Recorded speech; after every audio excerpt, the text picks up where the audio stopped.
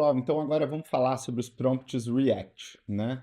E basicamente o que esses prompts são é um prompt que você fala para ele reason and act, né? Então para ele raciocinar e agir. Basicamente esse é um modelo que foi criado pelo Google, tá? O Google que cunhou esse termo e ele é um método de prompt em que você consegue entender qual que foi o caminho que o modelo percorreu até chegar àquela determinada resposta. Isso pode ser interessante para você entender como ele chegou a conclusões mais complexas e que não necessariamente sejam óbvias, e também para você se blindar das tais alucinações e das invenções, né, que o prompt, né, e que o modelo de linguagem faz, tá? Então aqui é uma forma de você entender como ele fez para chegar àquela determinada conclusão, né? E, portanto, ter mais segurança no que você vai estar falando. Então, digamos que você tem uma apresentação muito importante para fazer sobre um determinado assunto e você quer auditar como o modelo chegou àquela conclusão. É fundamental você usar um prompt React, por exemplo, tá? É uma forma legal e fácil de você chegar com segurança àquela determinada conclusão. Eu vou colocar um tema bem legal, tá?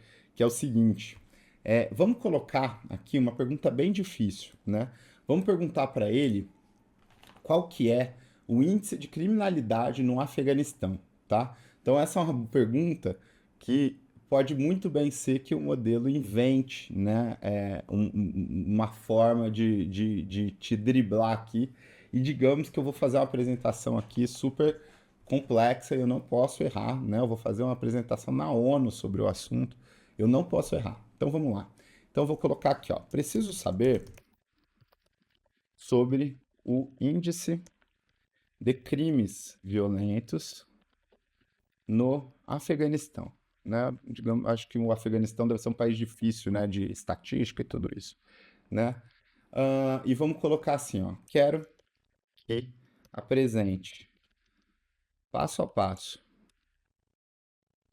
seu pensamento, tá? As fontes consultadas, a forma como chegou à conclusão e me explique detalhadamente o processo para chegar à sua resposta, tá? Então, o que eu estou pedindo aqui para o modelo é para ele reason e depois act, me dar a resposta, tá? Então, aqui, perguntei isso daqui, o que que ele está fazendo? Ele está buscando, né? Ele está na web sobre essas questões, né? E ele vai me dar aqui uma resposta. E olha só que legal. Ao invés dele me dar uma resposta mais simplificada, ele está aqui, então, portanto, me dando quase que um estudo, né? Então, ele está dizendo aqui, ó, primeiro, definição do que são crimes violentos, né? Então, antes de iniciar a busca, é importante clarificar o que são crimes violentos. Abrangem dados como taxa de homicídio, assalto à mão armada, sequestro e tal.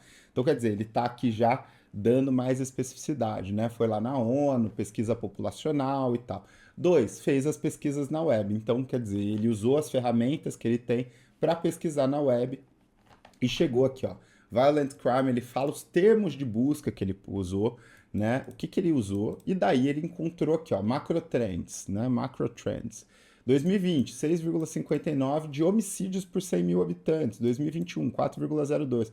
Olha que legal, inclusive, caiu bastante de um ano para o outro, né? Numbel, índice de crimes violentos, tá? Então aqui ele está, né, me fundamentando todo o processo, fazendo uma análise comparativa, então, entre homicídios, percepção de violência, criminalidade organizada, né, fazendo conclusões, explicando o processo detalhado, busquei dados quantitativos via microtrends, consultei plataformas e tudo isso. Então, né, sendo você um estudioso sobre esse assunto, né, um pouco até pitoresco que eu coloquei aqui, você vai ter muito mais capacidade de analisar se essa resposta que foi dada é uma resposta assertiva ou não e se ela é confiável ou não, tá? Então cabe a nós saber utilizar, né, as ferramentas, o modelo de linguagem, saber das limitações dela para saber se a resposta está correta ou não, tá? Então, o React é uma forma fantástica da gente fazer essa auditoria desse processo todo e conseguir, portanto, uma resposta que você tenha confiança de passar sei lá, numa apresentação, por exemplo, você vai apresentar para 1000 pessoas isso daqui. Eu não faria um prompt só, né? Eu faria vários prompts, mas definitivamente o React seria uma forma de eu auditar esse processo, tá? É, uma última informação, né? É importante você entender também e sempre se lembrar, né? Um parênteses aqui que é o seguinte: o modelo de linguagem ele tem sempre uma data de corte. Eu falo sobre isso em outras aulas, quando eu explico os modelos, quando eu explico os principais conceitos, né? Então ele foi treinado até uma data de corte. Então, às vezes, ele tem aquela informação, mas aquela informação é antiga ali dentro da base de dados dele.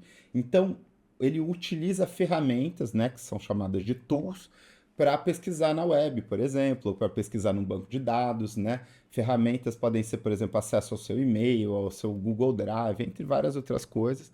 E é assim que ele atualiza o banco, a resposta dele. Então, você entender como ele atualizou a resposta é importante em alguns casos, tá?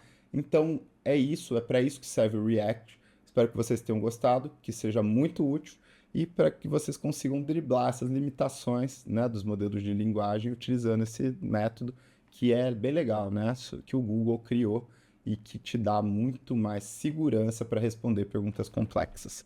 Tá joia? Te vejo na próxima aula.